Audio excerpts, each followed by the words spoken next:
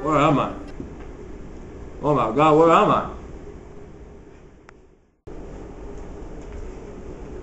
I? You're dead. On trial. What charges? Accused of your own death. My own death? I didn't kill myself. The last thing I remember, I was eating 3 cheeseburgers and drinking a Bud Light. Ah, good times. You're here because you killed yourself by eating a high salt diet along with 800,000 other Americans. Order in the court!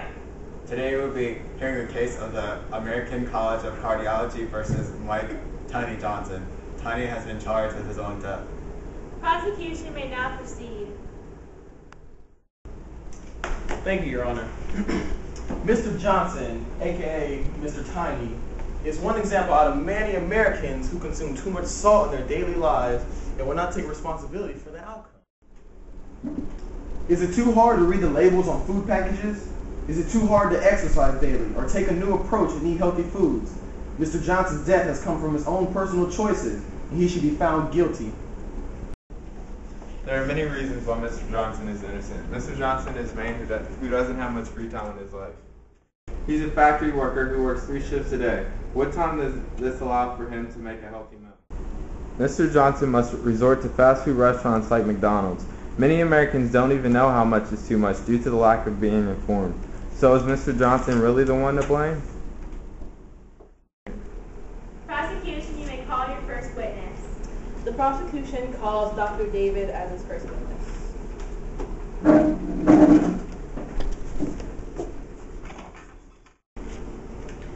May you please introduce yourself to the court? Hello, my name is Dr. David. I am an attending cardiologist at the Presbyterian Hospital.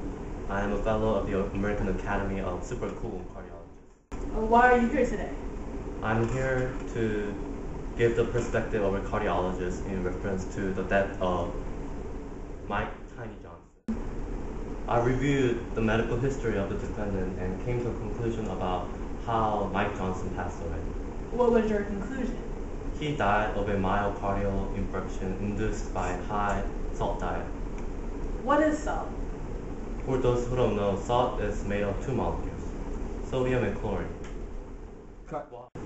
For those who don't know, salt is made of 2 molecules, sodium and chlorine. While some salt is added to processed foods for safety reasons, the amount of salt added to processed foods is clearly above and beyond what is required for safety and function of the food supply. In your expert opinion, what did Mike Tiny Johnson die of? Complications from a high salt diet.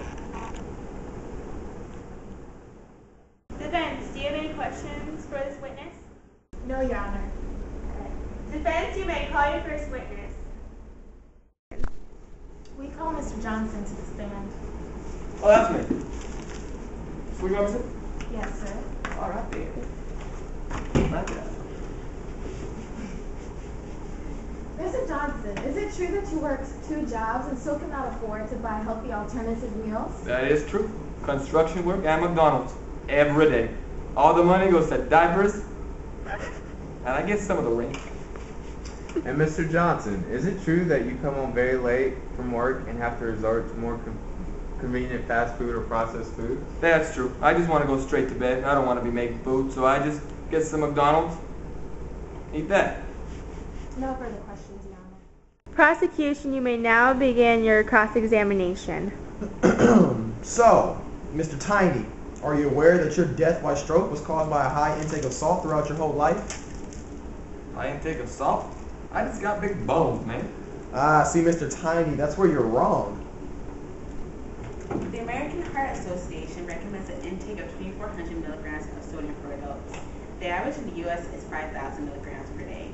You see, Mr. Tiny?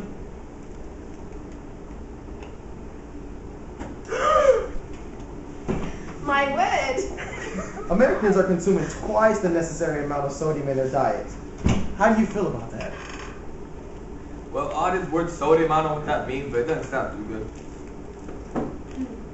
Salt is one of the risk factors that contribute to hypertension, aka high blood pressure. Your body has too much salt. Your high blood pressure wore out your blood vessels, Mr. Tiny, resulting in your stroke. Why didn't anyone tell me? I only eat because I'm unhappy. I am unhappy because I eat.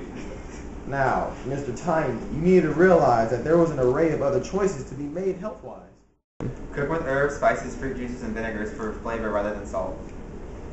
Snack on fresh fruits, not salted crackers or chips.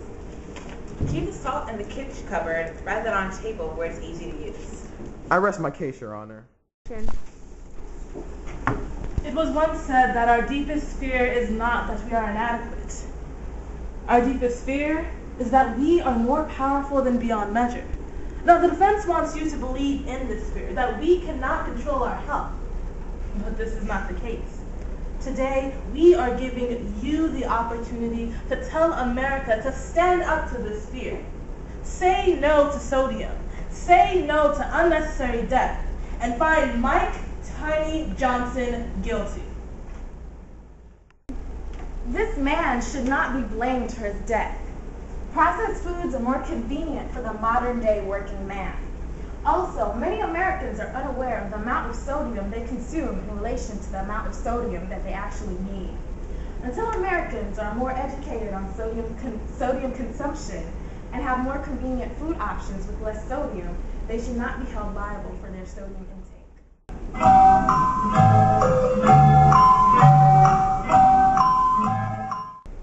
After much deliberation, we the jury find Mike Johnson, aka Tiny, guilty of too much salt consumption. Bailiff, take this prisoner away. This court is adjourned.